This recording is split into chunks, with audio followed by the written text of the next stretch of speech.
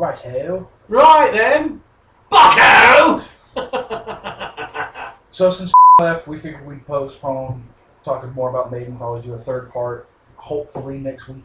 Sure. Should we do a follow-up like a couple months after we actually release the show and just kind of have, because I would imagine that we're going to get questions or comments I would imagine. From listeners, and just kind of have like a quick, not even, it doesn't have to be long, just like a quick half hour where we just answer a bunch of questions. Yeah, I had planned on doing that. From the Maiden show. Once people actually emailing us. Yeah. Well, we also have to give them content to email us about. Yeah, exactly. Yeah. So it's a work in progress. Yeah. One of the news articles you had sent me was police was called when a man swims in underpants at Brookfield Hotel. Yeah. Random news. Because they can see his wee-wee. Is it Waukesha? Is that how you pronounce it? No clue. Waukesha, Wisconsin? Waukesha, thank you. Waukesha. A Waukesha man was made quite a splash at a local hotel after spending much of June 13th swimming and lounging around in a pool in his underpants, according to a town Brookfield police report. Officers were called to Motel 6 just after 6:30 p.m. June 13th by an employee who received complaints that a man was swimming in the hotel pool in his underpants. The 40-year-old man was seated at a poolside table wearing only gray underpants when the police arrived. He said he spent the day in the pool area and didn't realize that his attire made other guests uncomfortable. The man, who had been drinking alcohol, was told he was no longer welcome there and was given a ride to another hotel by the officer. The report did not indicate if he was wearing boxers or briefs. I kind of have an issue with that because I'm looking at some of the bathing suits women wear, and I see no difference in some of the bathing suits they're wearing and underwear. Some bathing suits are made to look like underwear. Yeah, right. I mean, if you're walking around wearing a bikini and you got the bod, don't be surprised if people stare. Well, of course they're not. That's what, I would imagine. Look, if it was me and I had the body to wear some skimpy-ass looking thing and I wore it, that's part of the perks of wearing something like Fred, and you wore a banana hammock, I'd still feel uncomfortable.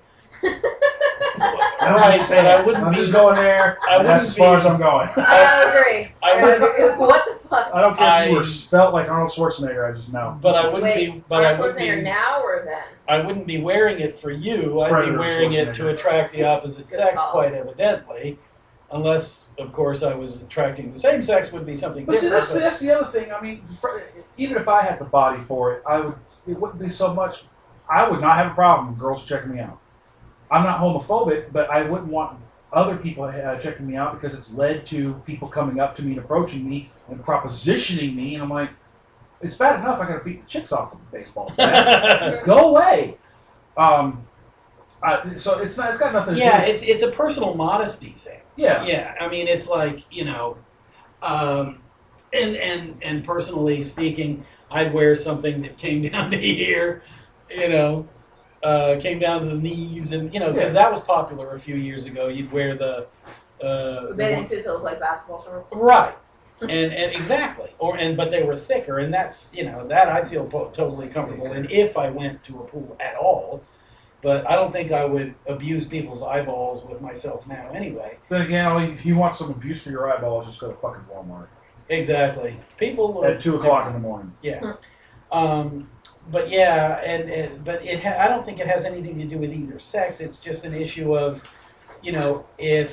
why do you want to do that, and if you wear something that skimpy, you should expect to be stared at. But, raped, no. Stared at, sure. So if you're not comfortable with being stared at, don't wear that. Right. Another headline we had was investigators say sex charges possible against California teen in yearbook photo scandal. Mm-hmm. In Big Bear Lake, California, detectives say child sex charges could be filed against a Southern California teenager whose hand is shown up the dress of a 15-year-old girl in a yearbook photo. Students at Big Bear High School were asked to turn in their yearbooks that week after the photo was discovered inside the memory book. San Bernardino County Sheriff's Detective Jeremiah McKay says the background of a school dance picture shows a 17-year-old boy's hand inside the girl's clothing in a way that suggests a sexual act. Before I continue reading, I love how 15, 16 years after I graduated high school, this has become a sexual act. What the fuck do you think I was doing at the age of 17? Yeah. Well, I mean, and then there's me. But you also can't. I mean, like, granted, I haven't seen the picture, but I mean, just because your hand is up there doesn't mean you're doing anything. That's Exactly. one. And there's no telling as to whether or not the girl propositioned it. There's no telling as to whether or not it was wanted by the female or if it was thrust upon her by the male. And then, I mean, what the fuck was the person doing that was taking the picture? Thank you. And that's another thing. And when I was in 10th grade, and, well, we won't even say how long ago that was, and, you know, it was a common... Let's go look at the photo of the fucking cave drawings. Yeah, exactly. But it was, you know, there was a stairwell that would go between floors, and obviously... Yeah. Well, it pretty much was for me, because I was standing at the bottom of the stairwell, and back then culottes were big, and the young ladies didn't wear underwear with their culottes, so I'd go, hey, free show. Well, I'm just saying, I mean, what if you, and I'm going to bring this up in another article if you end up reading it, what if it was posed as a joke, and then somebody was like friends of the kids were like, it's so funny, we put it in the yearbook, and then people don't proofread it. Well, it's kind of like... Why wasn't it proofread before you... It's kind of like the same thing with the first Teen Wolf film. It took them 20 years to realize that there was a guy in the bleachers that was an extra that exposed himself when they all cheered for the hoop goal. Yeah. And it took them 20 years to realize that was in the shot. I was like, you're just now making a big deal out of this? Who gives a fuck? Nobody's really looking. If you hadn't stated anything, no one wouldn't. But there's some people that watch movies frame by just to find something to put on the internet. Like, oh, I saw this on the internet. Well, I mean, I love watching films over and over again, but I never sit there and watch them frame for frame. I'm a big Star Wars fan, and I don't know every line by heart. I've got the Star Wars Trivial Pursuit game, and I've got questions wrong because I'm a fan, but I'm not a fan. You enjoy it for what it is as opposed to obsessing over every little detail. And there's nothing wrong with obsessing over every little detail, but there comes a point where it goes a little too far.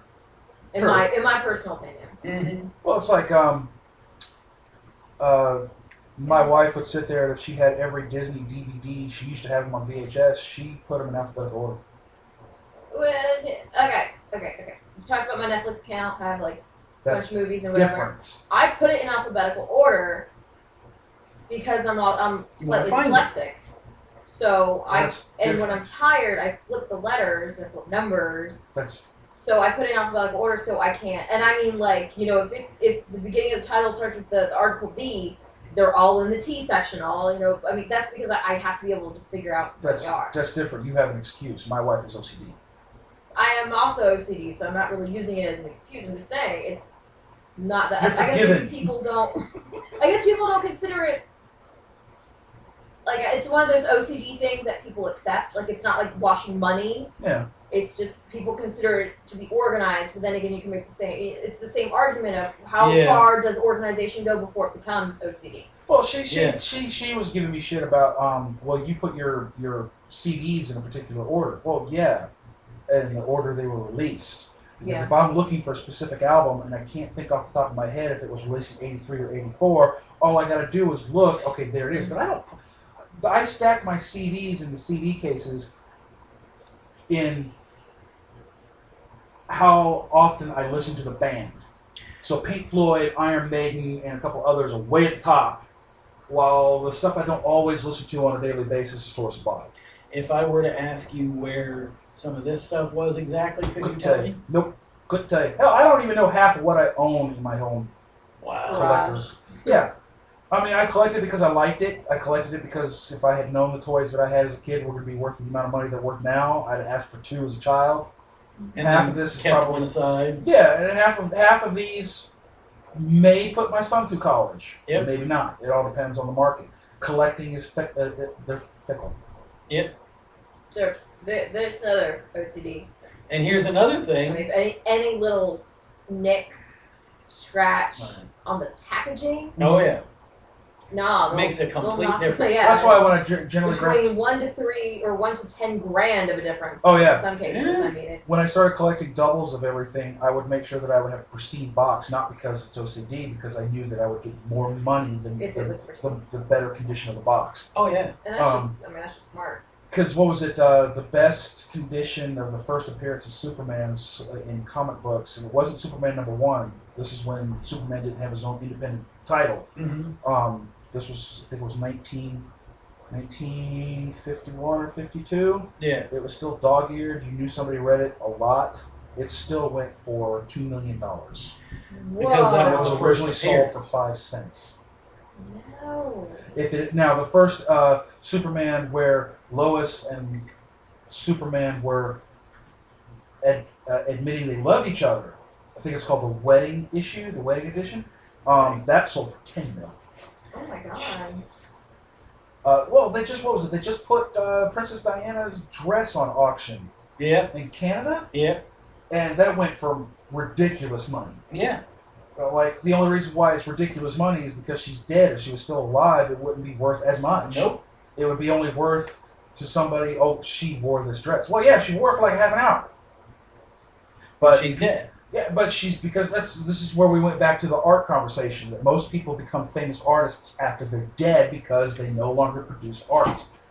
Which is one of the reasons why Beethoven and Mozart and Tchaikovsky are still listened to today, because they don't make any music. They're now decomposing.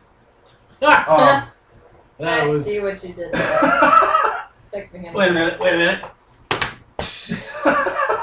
But it's the same thing. But with Mozart, Tchaikovsky, Beethoven, I mean, the music Chopin is also it's okay. How can I put this? The substance of the content is also well done. Yes. So it's to the point where it's timeless. Right. But I mean, their fame is aggravated by the fact that they have long passed on, yeah.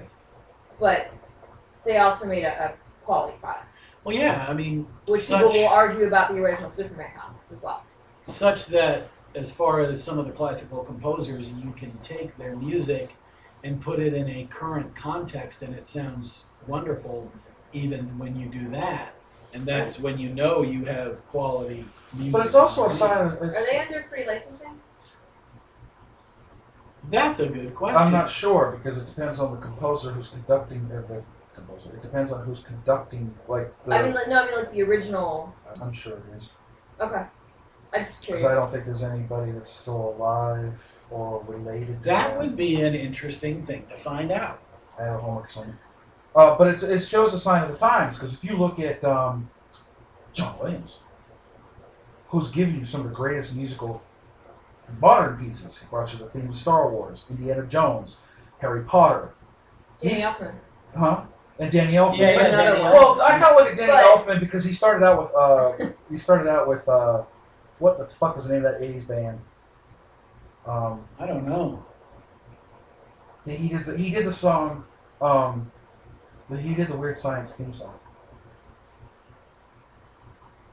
You know? I didn't realize how baller Danny Elfman's music was until I heard the instrumental pieces from Nightmare Before Christmas outside the actual film, and I was like, holy shit!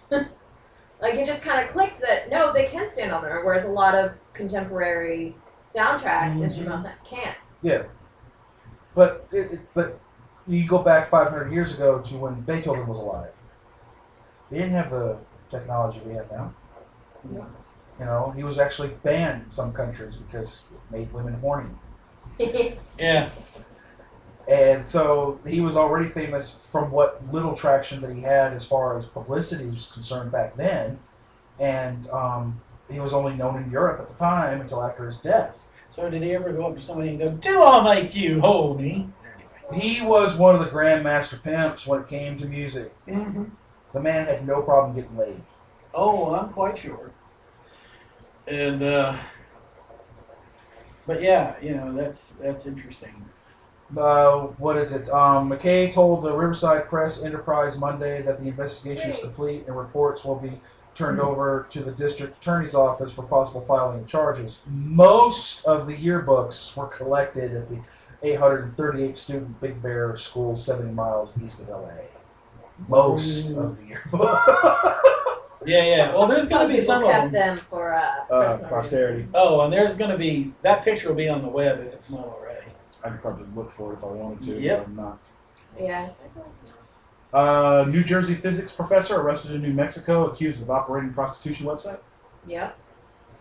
That was interesting. That's another story. Teaneck, New Jersey, and New Jersey physics professor who dabbed in scuba diving and harbored dreams of working in the theater, had another hobby. New Mexico police report, stating that he operated a sophisticated prostitution website that had catered to as many as 200 prostitutes and 1,200 clients.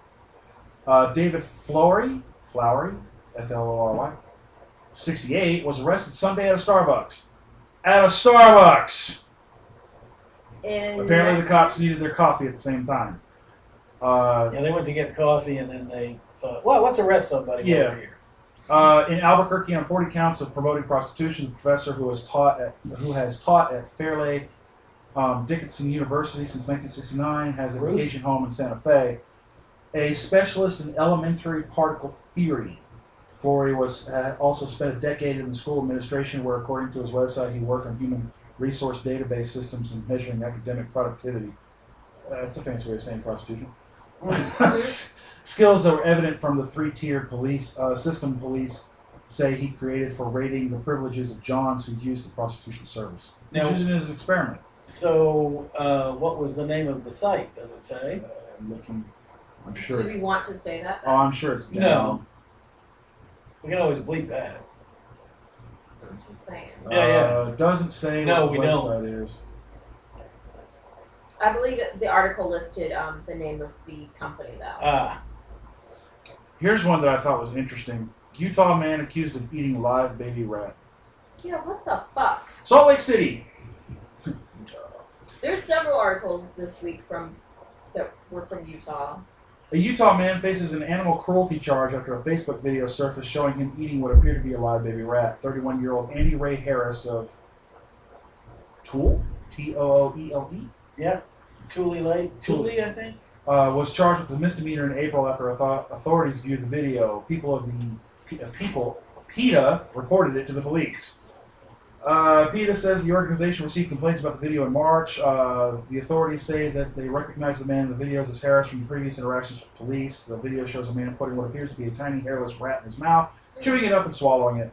Harris has pleaded not guilty to the charges. A message left for his defense attorney has not been returned.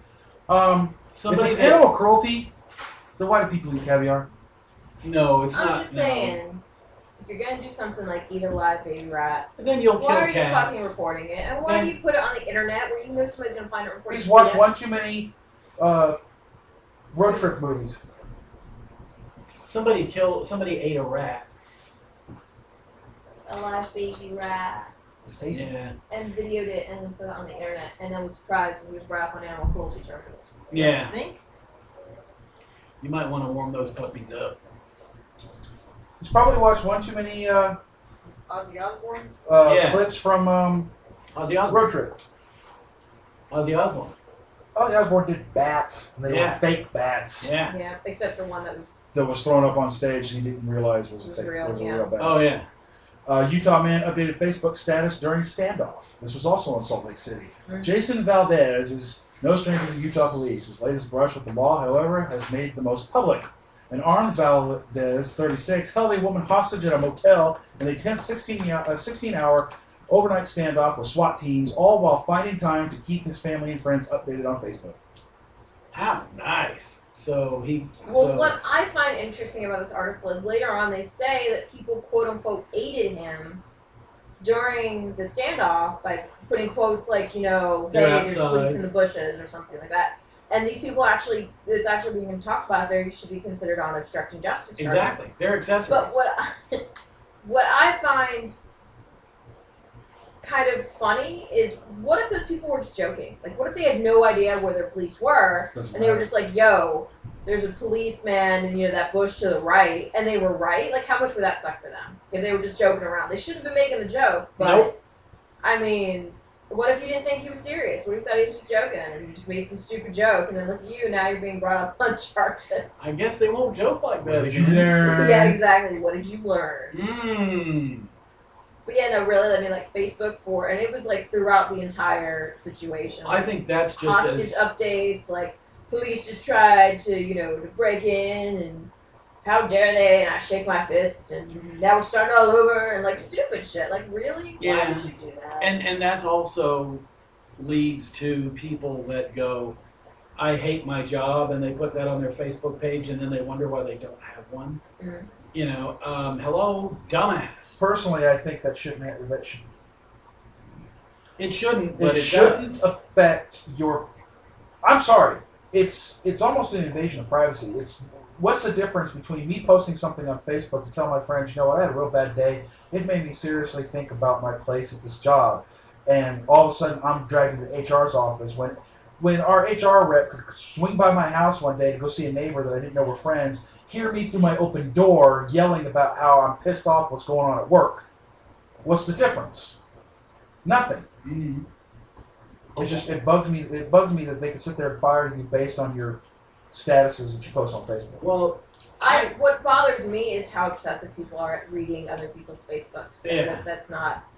I mean, there are certain people where that's what they do, and they just do nothing but tattletale about what you put on Facebook. Yeah. And it's like, I mean, I understand it's a public profile on the internet. Exactly. But it's like people just use it. I mean, like, there are companies that will research your Facebook. If you just applied for a job, they'll go and read your Facebook profile and look at your history and just kind of get an idea of you as a person. But I'm a different person at work than I am outside of work. But yeah, nobody ever... Don't they ever tell you, don't bring your home to work? Yep. I mean, they shouldn't bring work to your home. They shouldn't, but they will. That's more business stuff. If you let business have their way, then they will. If you keep them from doing it legally, then they won't be able to. But you find it hard to sit there and actually have a case in court that you can sit there and say, hey, I was discriminated against because they looked at my Facebook status and they didn't hire me. They're not going to tell you that. Oh, of course not. But if you know it and they know it, you can't convince a court of it. Nope. You'd have to have in company records that said, oh yeah, did you see? Like, if I were to say, hey, so-and-so, would you like me to copy and paste on company email what I saw, and I copy and paste, that's in the company records. Yeah.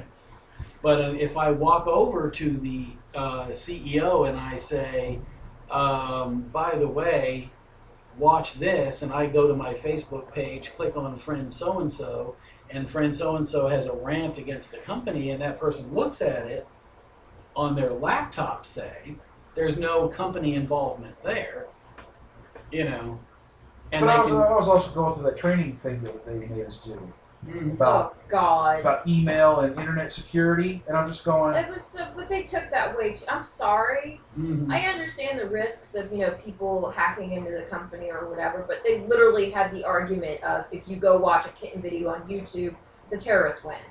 And I'm like, really? Well, the thing that I had an issue with. I understand that people are going to manipulate other people, and I'm not downplaying terrorist threat.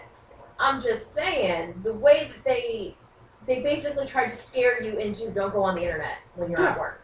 The thing that that's pretty much what this thing was about. I'm sorry. Yeah, I took exception to the part of the training where it says mindful of your opinion because it could cause security risks. My opinion causing security risks outside the workplace.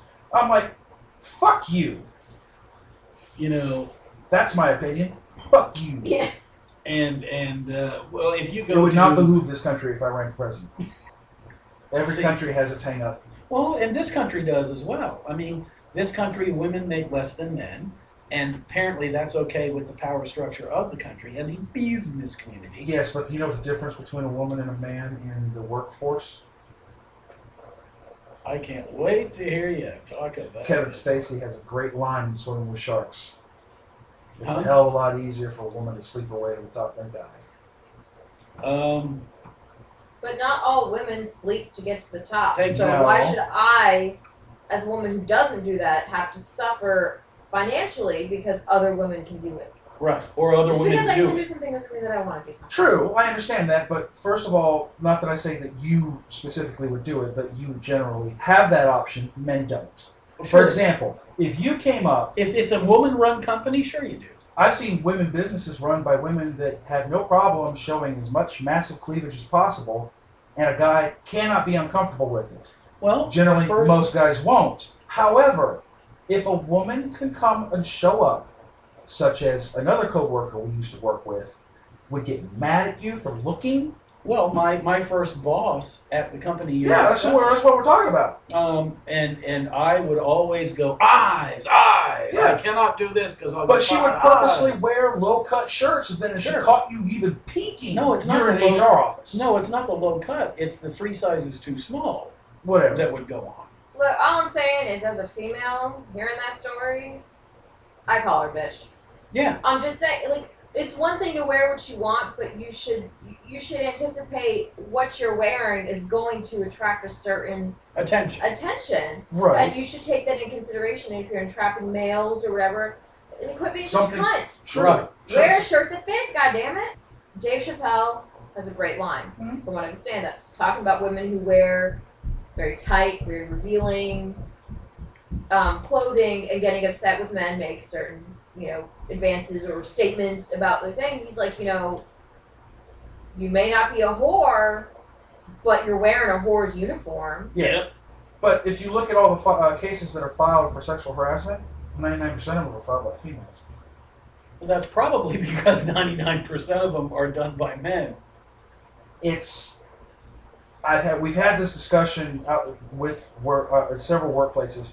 It is suggestive and open to suggestion on what's considered harassment. Well, it's just like when we were having that discussion the other day that we all had to sign that we did there. If you think so, bring it to HR and they'll investigate it.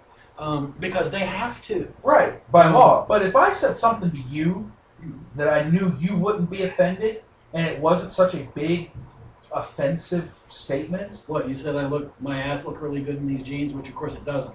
But if I stated that, I'd blast my ass. Jane Doe over there could be offended. Right. And say she was sexually harassed. I didn't throw my junk in her face. That's sexual harassment. Me making a comment to a 50-plus-year-old man being smart, trying to cheer him up because he's having a bad fucking week and just throwing that out there is not sexual harassment. It's not.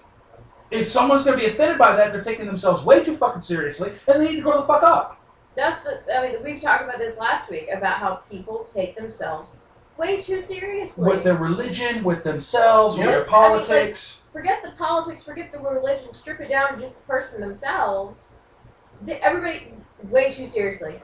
They are way too important. You're not all individual special snowflakes. No, and nobody's that fucking special anyway. I don't consider myself that fucking special. If I said something... I don't consider celebrities in this country to be as special as everybody makes them out to be. But I mean, I understand why they are treated that way is because they're basically America's version of royalty. But I don't need to know about Lindsay Lohan's drunk problems every 5 fucking minutes. And that's in the first place. She may not have so many fucking drunken episodes if you don't encourage it by plastering her face all over everywhere. Exactly. Fucking idiots. Same thing with, what was it, if you notice that our first chat of the week, Harold Camping, he was only in the news for a week. Mm-hmm. And then he went away. Oh, other thing too, real quick, because we're going on about how celebrities or people take themselves too seriously or whatever. People are too involved in other people's lives. So not only do they take themselves too seriously, they want to know way too much about other people that are celebrities, people that aren't celebrities. I can't tell you how many times I've gotten upset because people at work want to know way too much about my personal life. In a way where they're bringing it up to where I'm going to get in trouble in regards to my job, because they're too busy not minding their own damn business. Right, you and I talked about that because apparently there's a rumor going around that you're involved with somebody at work. Yeah. Because how often he comes over there to talk to you about your computer problems. To me, how is that different than you making that comment to Fred and somebody else overhearing it? Well, I mean, how is it a rumor about me sleeping with somebody who's married that I am in no way, that's not what it is at all. We're just, we're being friendly, communicating, talking, like people do, but because we're, opposite sex, and we're talking to each other, that all of a sudden we're sleeping with each other, I consider that to be ridiculous. That kind of offends me, that people would spread that kind of rumor and then, you know, act like, oh, it's fine. It's office politics. No, it's not. Shut your fucking mouth. Get out of my life and shut your fucking mouth. Yeah, now also, if somebody is doing that, that could be seen as impugning your character, and you can turn to whoever it is, go to HR and say, I'd like a list of the people who have complained because I'm going to sue them. In other words, you could stop it very quickly by saying, I could use some money. If it's a bad enough rumor, that's what I'm saying. I would consider it. Exactly. But then again, I mean, you look at... but I mean, like when it was brought up that I might be lying to my manager about what time I get in. Yeah, you told me about that. That our manager was kind of irritated. Yeah, until he got to the bottom of it. Because somebody told him that I was lying. Oh, there are days where I was stressed out, wasn't paying attention. I just wanted to get to work and get started, you know, that kind of thing. So I forgot to clock in. Mm-hmm. So I sent my manager an email saying, "Hey, I forgot to clock in." Exactly. I don't know what I did to this person. I don't know if maybe I made a joke and they just took it seriously. But this person would watch when I came in, would write down times, would watch my screen to see what I was doing, and proceeded to tell my manager that on days, and gave the dates, gave the times, that I said that I forgot to clock in, that I was actually lying, that I actually was late, and then I need to stop lying to my manager. So my manager got all pissed off thinking I was lying to him until he actually pulled when my badge was swiped and saw actually every single time it was before when I was supposed to be there, except for one day where in my email I specifically stated that I was a minute late. And I actually... And according to HR, they encourage that kind of behavior. They encourage that person being obsessed with my life that much. It was encouraged. Which is one of the reasons why I'm doing this. Oh, yeah. Well, you know, but the other thing is... smoking? No. The radio.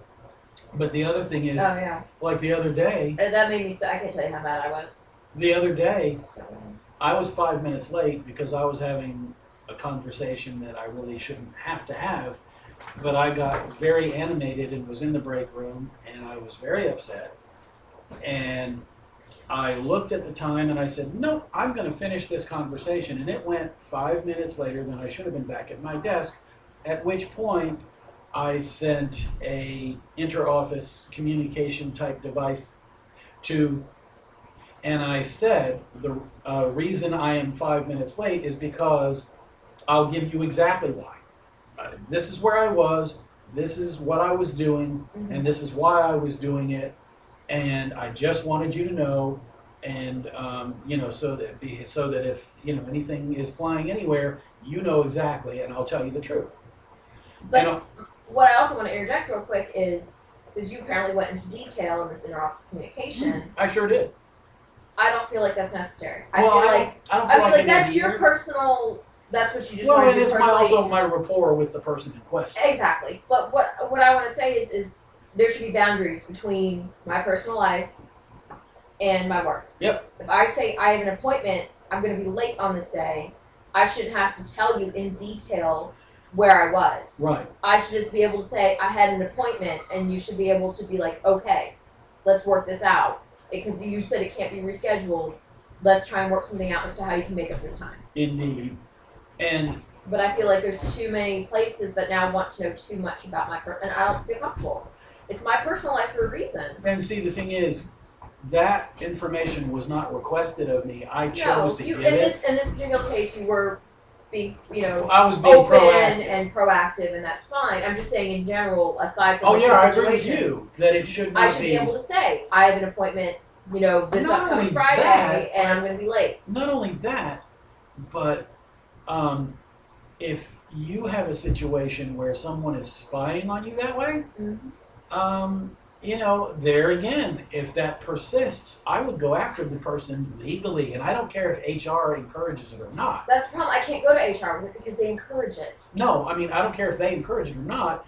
If that is something that is creating a hostile work environment for you, whether they encourage it or not, if it's not something that is legal in that regard, well, of course, anything business wants these days is made legal.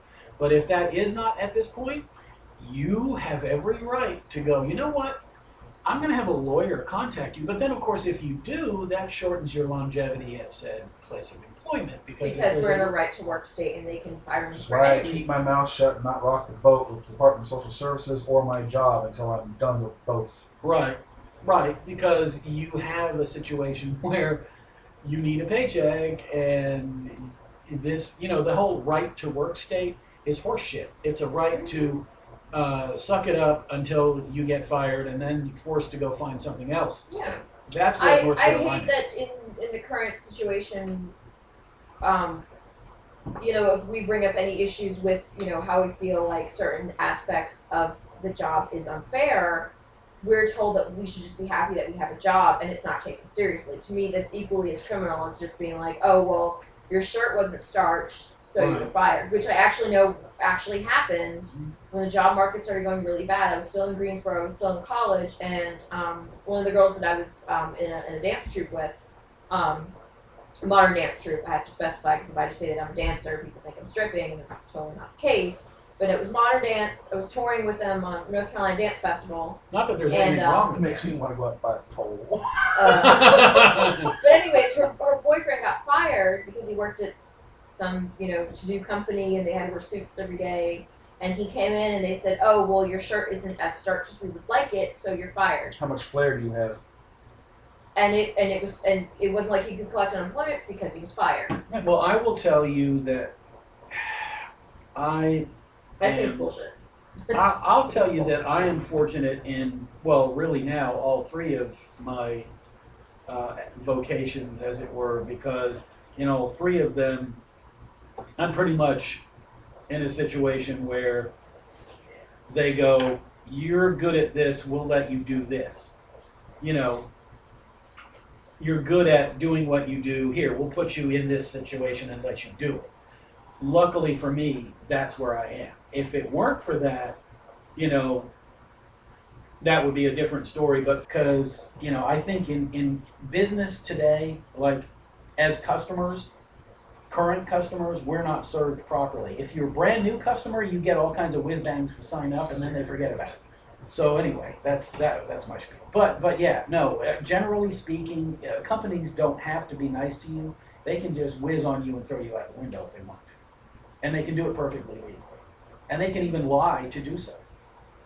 So, do I get to do story time? Story time! Story time! Story time! Story time! You gotta say it though. What? Story time! Story time! Well, do you regret that you started that? Yes, I do. I think it's awesome. So, I do it better than you now. Let's see. Trying to remember how old I was. I was still in high school when this happened. So I was probably 15, 16. And I had a friend who had one of those old late 60s through mid 70s gramophone stereos. This was one of those cabinet yes. That we used to have a Grundig, so I know what you're talking about. This sucker was about as big as a couch. It was huge. Yeah. And he was into hip hop and rap, and he used it basically as a giant speaker box because of the way it was built. It handled bass very well. Mm-hmm. Do you make screechy scratchy noises? Screechy scratchy noises? No. So he had a CD player hooked up to it.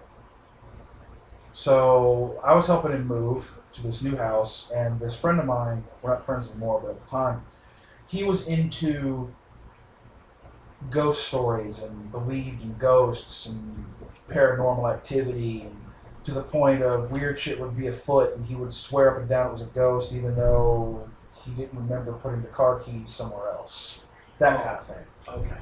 So we're in this house. It was, this house was on 70. Right now it's right outside the outskirts of Garner, and right now this house is used as a business, but at the time it was residential property. And there was just some weird things about the house. Not so much of, a bad vibe or anything, it's just that some of the construction was just a little off. And what fueled the fire is that he found the last will and testament of the last owners. So that already sparked, okay, some shit's afoot, because he found the last will and testament. So were they dead, or were they just they passed? Removed? No, they passed away. And oh, okay. He found their last will and testament. Gotcha. So, I, having known him for about 4 years into this, I kind of took it as a grain of salt. Whatever, no big deal. So I brought some of my CDs over to help him move, and so I said, so we're about to put his waterbed together. And the way the house was set up was that the upstairs was actually converted into another living space. It had its own kitchen, its own bathroom, and it had 2 separate bedrooms. So he got the upstairs. He was the oldest kid, so he got the upstairs. So we're about to put his waterbed together, and we got all the power tools, and they already got the charge. And this is probably 2 o'clock in the morning. And this is after all the hindig and hoopla about last will and testament, some weird shit going on. Nobody knows what happened to the last owners, blah, blah, blah. So I said, hey, I'm going to put some music in. And I grabbed Pink Floyd's Dark Side of the Moon. And he had never heard Pink Floyd. Now, if anybody knows of this album, at the beginning, the very beginning of the album, is a heartbeat. Oh, yeah. Because it's a concept album from birth to death. Right. He had never heard this album before. So I had cranked it up a little bit, but not too loud. I didn't want to disturb anybody downstairs while we got the bed together. And I thought nothing of it. And proceeded to get back on the kneeling position in front of the bed to put the brackets in. No comments from the pin down. What? You assumed the position. Yes, I assumed the position and grabbed a screwdriver. So as I'm about to take the drill bit and put it in the groove of the screw head, all of a sudden he grabs me by my shirt and lifts me up and goes, "Do you not fucking hear that heartbeat?" And I was like, "What heartbeat?" Because I'd been listening to this album for a while and didn't think nothing of it. And it took me a second. I'm like, he's literally shaking the shit out of my lapel. "Do you not? Holy fucking God, do you not fucking hear it?" And I was like, "Dude, calm the fuck down. It's Pink Floyd." And he sat there, and all of a sudden you hear the mechanic noise come in about the time when I said that. So it was like everything was like perfectly timed. And then he kind of like slowly let go of me. I was thinking you asshole. He goes, okay. I was about to jet down the damn stairs and run down Highway 70 back to my old house. It was one of those moments where you had to have been there to actually appreciate the full scope of it. But That's it was fucking funny. One of the best moments where literally a CD scared the shit out of somebody because of his bass system hooked up. Because it fades into the heartbeat. So by the time you hear the mechanical noise, if you've got a decent system, you probably hear the heartbeat about 12 times. Oh, yeah. So it just kept getting louder and louder and louder, and he freaked and literally jacked me up off the floor. "Do you not hear that heartbeat?" I'm like, "Dude, this is not an Edgar Allan Poe story. Chill." Chill. That's like the story of my sister and her husband on their honeymoon in the country my mother comes from, and they're way out in the boonies in this summer house that's so idyllic, it's awesome. And so they go there for their honeymoon, and their first night going to sleep in this particular room, and every so often my sister would be awakened by some woman trying to yank her husband out of bed. And she'd pull him back into bed. My sister hardly got any sleep all night long. Wakes up the next morning and says, "Donnie, do you remember this?" And Donnie says, "What?" And she says, "Well, this was going on all night long." And, "No." Does he look like Dan Aykroyd? That's what I want to know. Because I've seen in Ghostbusters when the ghost and Simpsons fly. Oh, so what it turns out that it was, someone actually apparently expired in the house, and she had some unrequited love, so she's always trying to steal somebody else's honey. Huh. And and there's another story of that same house where back in the, I think, late 40s, after the Second World War was over, the house was still there. Had been there for a while before that, and certain relatives of mine and this British friend were partying at the house, And the next day, they wanted to go in town and party some more. And he was like, nah, I'll just stay here and watch the, scenery go by or whatever. Idyllic scenery, like I said, if I described it to you, it's just beautiful. So they all go to town. What? Hours later, they come back. And he says, and the British guy's like, oh man, you never should have left. Oh, the show was fantastic. And they're like, what show? Because there's nothing around that house for miles except a deserted farmhouse. And so where do they go to go drinking? Oh, there's a town like 15 miles away where they all went. Yeah. So they come back and after this, and he's going, oh, it's fantastic. And they're like, what? And he starts describing these people jousting on horseback and what they were wearing. And they're looking at him, and of course there's nothing there for miles. I mean, at least 17 to 20 miles. Nobody. And they ask him, and they're like, what were they wearing? And he was describing all the stuff they were wearing. And he said, you know what you were describing? He says, no. You were describing Vikings in battle dress. Those people weren't there. You got to think. What year was this? Oh, somewhere in the late 40s. What year was this conversation taking place? Between these two? Yeah, the late 40s. Late 40s. In Europe. Yep. Yeah. Yeah, do the math. That's like, what was it? We actually looked at a potential house to buy that was built in 1854. And you got to think, in 1854, they didn't have kitchens. Yeah. The place generally... I was about to make a bad joke, sorry. Generally, in a house that old, if there's a space for a kitchen, that's where you went with your body. In a house that was built in 1854, someone has died in that house. Oh, probably. So I made this comment. So the property owner's like, so what do you think? I'm like, well, it needs some work. But you got to know somebody's died in this house at least once. And I made nothing of it. No big deal. Being a smart ass. And the youngest kid's like, we don't want to live here. What? Well, says, somebody died in the house. Yeah, you got to think, that old of a house, somebody's died in it. Sure. Yeah. They're like, yeah, no, that's okay. I was listening on the NPR station, actually going to work one day, and they have these Civil War stories they're collecting. One of which was, so-and-so, my uncle so-and-so, yada, yada, yada. Well, they sleep in the same bed my mom and dad slept in, and their father or grandfather died in that bed, and they still sleep in it. That's just... I gotta hear the story when it's done. Huh? I gotta hear the story when it's done. I would hope that the mattress got changed out. I would hope so too. Or at least walk. That's some crusties I don't want to lay in. Yeah. Okay, you got one. Story time. Oh, describing it as crusty. I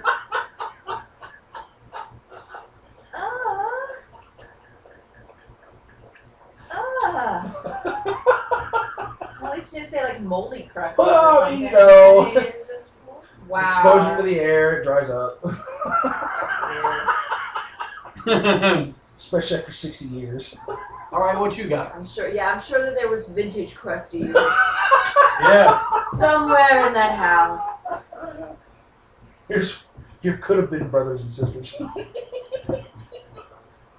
But, oh no, because we're talking about ghost stories or whatever. When, my grandfather passed away, it was the creepiest feeling because it felt like somebody was following me. Somebody was watching me. Somebody was following me.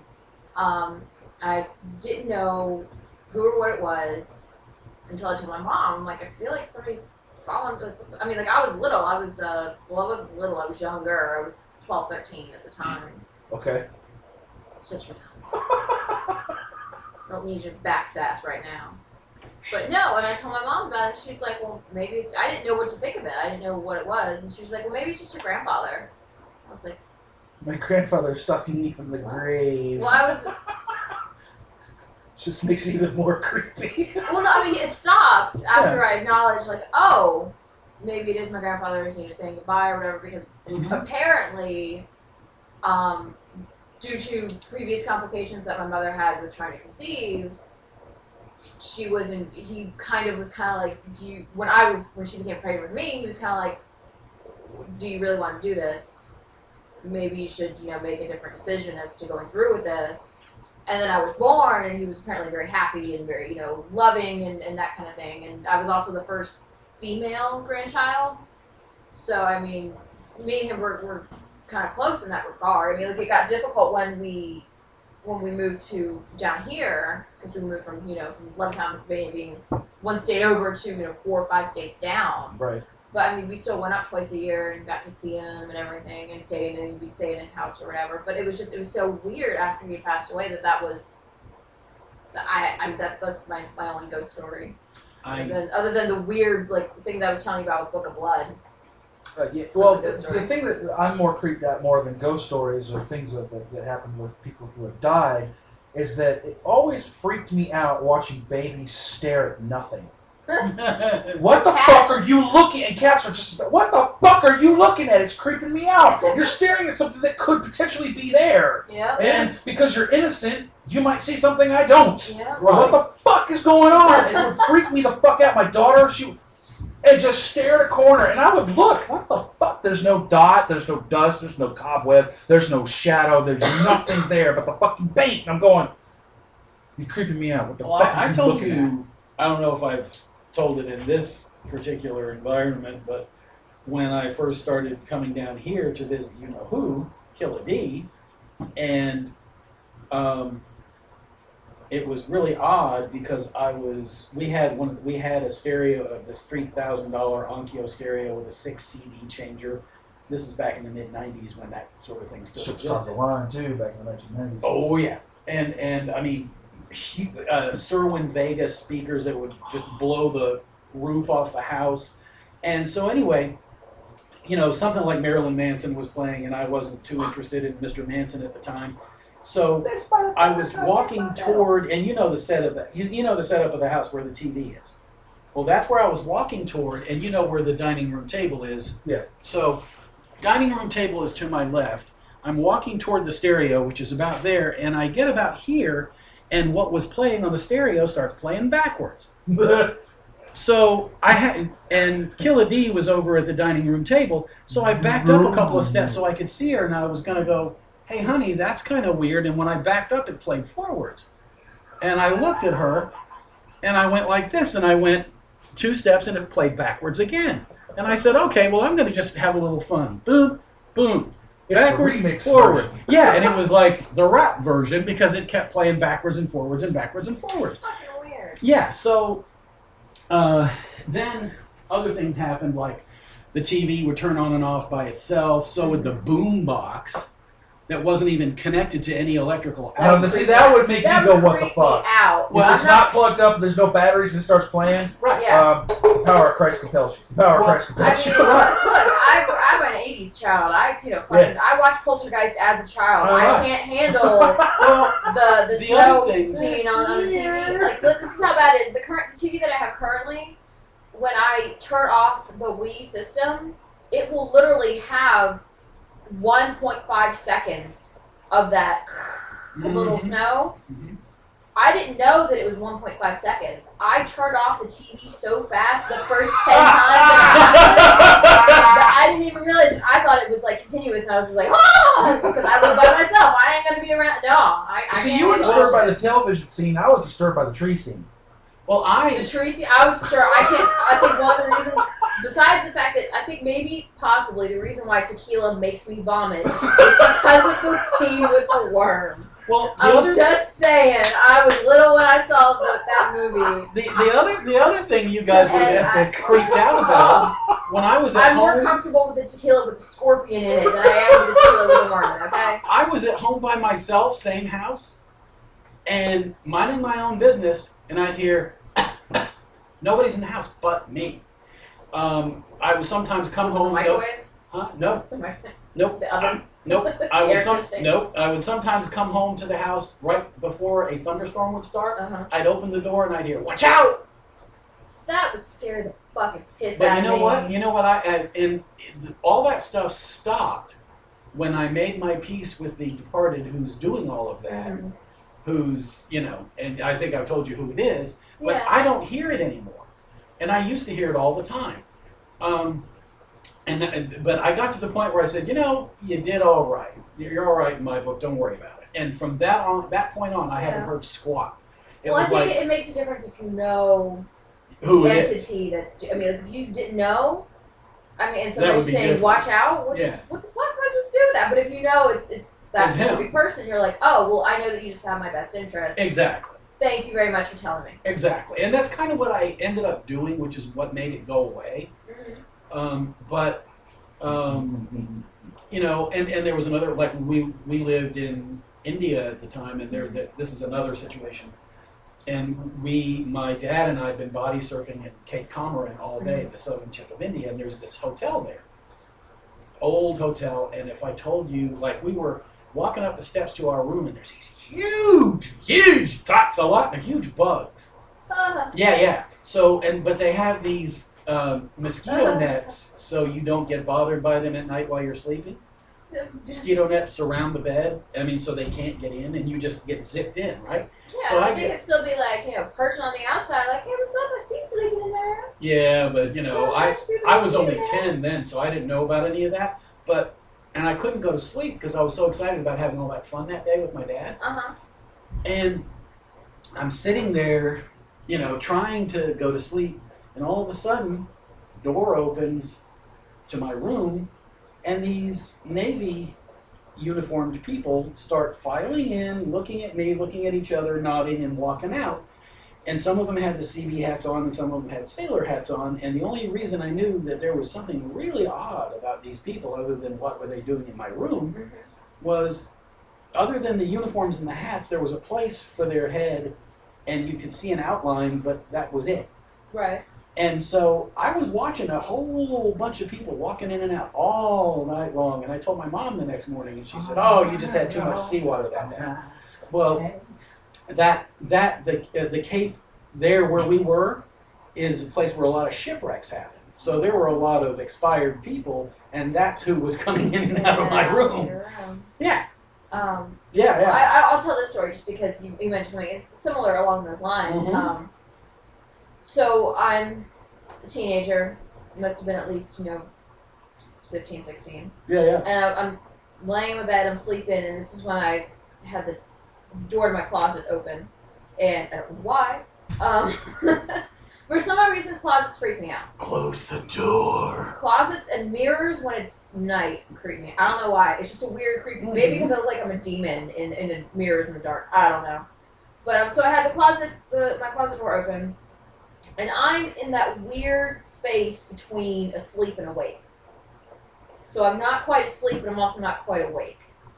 And I see, and I say see in quotations because it's more of sensing than it is an actual seeing with your eyes.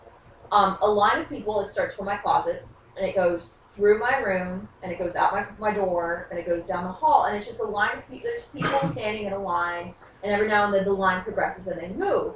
And I didn't think anything of it. They're not trying to interact with me in any way. I can sense their presence. They may or may not be able to sense mine. But the thing that creeped me out was they're dressed in really old, like, vintage clothes. Like, we're talking, like, the bustle skirts. Yeah. The cage skirts, the parasols. Yeah. And this is men, women, children. It's a whole bunch of different kinds of people. And I think that there were other people in the line that were dressed in, other different, clothing from different eras, but the predominant one in that time was the one with the bustle skirts and the corsets and parasols and everything. And I didn't think anything of it. Early 1900s-ish. Yeah, exactly. I mean, and there was, like I said, there were some from other eras, more contemporary than others, but the most common one, the one I remember the most, the one that stuck out the most, was the one from the early 1900s. And I just, I woke up and, I didn't even bother telling anybody because I figured everybody think I was crazy. And I just, kept telling myself it was just a weird dream because I wasn't quite asleep, wasn't quite awake. And then I saw Clive Barker's, the movie that they made from Clive Barker's Book of Blood.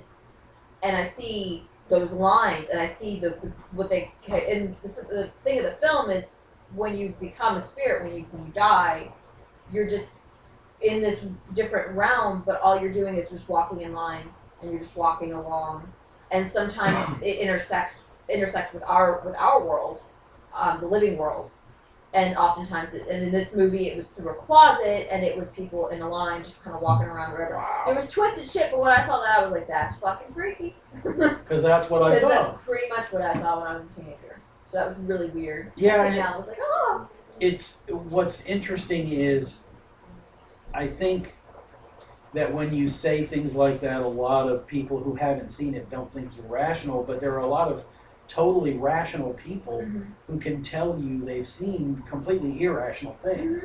And, you know, such as the ones that people normally think of Alabama hillbillies going, look at that darn thing up in the sky, shaped like a cigar, and then gray people's coming out. You know, not all of those people can be making that stuff up. Sorry. But, you know, but if you want to go back to the apparition stuff, I think if you have the ability to see it, that's not necessarily everybody can, and you know, it's an interesting thing to be able to see, and but yeah, I don't know, you know, it's I suppose this will be saved for a Halloween show. I was gonna say, do we want to do something else closer to Halloween about ghost stories? Yeah, or just weird I think shit? so. And or even bring like musicians into it that supposedly people have seen afterwards. And no, not as Elvis, long as we're allowed please. to play a bunch of typo music. Yeah, or yeah, play a bunch of typo. I think I actually even started a list of Halloween because we were talking about us doing our individual shows. Yeah. So I've already started a list of my Halloween special. But Facebook blows. Yeah, Facebook. yeah, but it's better than MySpace. That runs so slow now because of all the advertising bullshit they put on there. Oh, it was ridiculous to read in the first place. I had started my account there in 2003, and I stopped using it. Yep. Because I can't stand it when something doesn't load at a decent rate. Yeah, and that thing doesn't because there's so much crap on it. I have internet rage. I do too. Indeed. So shall we wrap this up and call it a day?